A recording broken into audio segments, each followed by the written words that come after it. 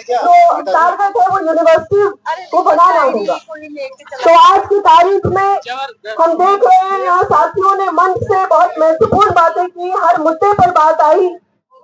जिस तरह से higher education commission of India HECI का बिल विंटर सेशन में पेश करने की बात की गई, जबकि 2018 के बाद उसे तगड़ी डिफीट झेलनी पड़ी स्टेक होल्डर्स की तरफ से।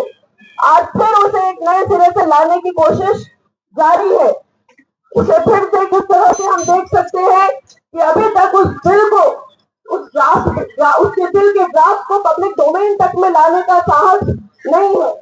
जिस तरीके से लेबर कोड बिल को पास कराया गया, उसी तरीके से HECI बिल के साथ भी ये रणनीति लेंगे। AI सप्तों के मंच से और तमाम जो यहाँ मेंबर ऑर्गेनाइजेशंस प्रेजेंट हैं, हमने दिल्ली में एक ऐसी मुहिम शुरू की, DTI ने एक इनिशिएटिव लिया जिसके तहत आज हम एक बहुत बड़ा मंच बना पाए जिसका नाम है कोऑर्डिनेशन कमेटी अगेंस्ट HECI। इस मेरा नाम हुआ प्रोफेसर अरुण कुमार।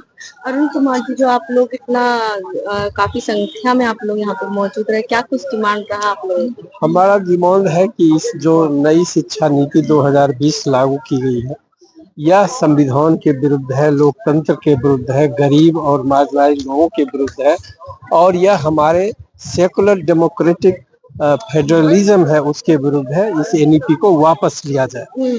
दूसरा हमारा डिमांड है कि higher education council of India bill, जो प्रपोज्ड बिल है इस पार्लियामेंट सेशन में, वह पूरे विश्वविद्यालयों को, देश के विश्वविद्यालयों को एक कंपनी बनाने के चक्कर में है और प्रॉफिट और लॉस के आधार पर चलाना चाहते हैं। इन्होंने हेफा बना के विश्वविद्यालय को ग्रांट से लोन की तरफ धकेल दिया। वो जो विश्वविद्यालय लोन नहीं चुकाएंगे, विश्वविद्यालय को बंद कर दिया जाएगा। जो चुकाएंगे वो बच्चों के फीस से चुकाना पड़ेगा, और बच्चों को फीस से चुकेगा तो कौन बच्चे पढ़ेंगे? आज 5,000 में पढ़ने वाले बच्चे भाग रहे हैं, 50,000 जब फीस होगा तो क्या होगा? इसका हम लोग विरोध कर रहे हैं। जो ओल्ड पेंशन स्कीम सब लोग, पूरे देश के लोग चाहते हैं, चाहे एम्प्लॉइज हो, वर्कर्स हो, तमाम लोग वो ओल्ड पेंशन स्कीम के लिए हम लोग लड़ रहे हैं। अभी जो 8th पे कमीशन की घोषणा की गई सेंट्रल एम्प्लॉइज के लिए, उसमें पेंशन रिवीजन को रिजर्व कर दिया गया कि हम पेंशन रिवाइज करें या न करें, यह सरकार की मर्जी पर है। जो फाइनेंस बिल 2025 इन्होंने पास किया है, वह उसमें उन्होंने अधिकार ले लिया है कि मैं रिवाइज नहीं भी कर सकता। इसका विरोध हम लोग कर रहे हैं। और तो अभी आप लोगों का धरना जो है सर, क्या यहीं तक स्थगित रहेगा या फिर अभी बड़े पैमाने पर? आज हमने नेशनल एग्जीक्यूटिव कमेटी की बैठक बुलाई है ऑल इंडिया फेडरेशन की। उस बैठक में हम तय करेंगे कि जिस दिन पार्लियामेंट में higher education council of India bill लागू होगा, उस दिन हम ऑल इंडिया स्ट्राइक कॉल करेंगे। आज कितने संगठन आए सर यहाँ? आज कम से कम 25 संगठन के लोग आए। तो इस बीच में आप लोगों की सरकार से कोई बातचीत नहीं हुई? सरकार बातचीत करने वाली सरकार नहीं है, यह थोपने वाली सरकार है। अगर बातचीत करके कोई काम होता तो शायद बढ़िया काम होता।